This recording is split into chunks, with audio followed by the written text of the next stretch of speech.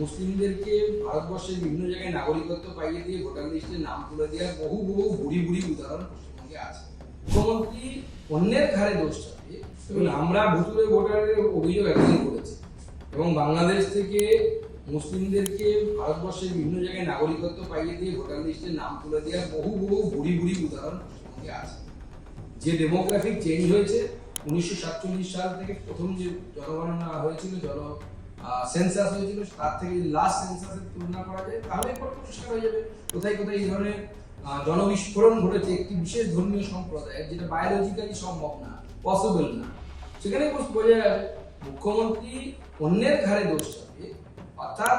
যখন হয় যে পকেট মার যখন ধরা পড়ে যায়, পকেট মারের সঙ্গী সাথীরা পকেট মার বলতে বলতে মারতে মারতে নিয়ে পালিয়ে যায়।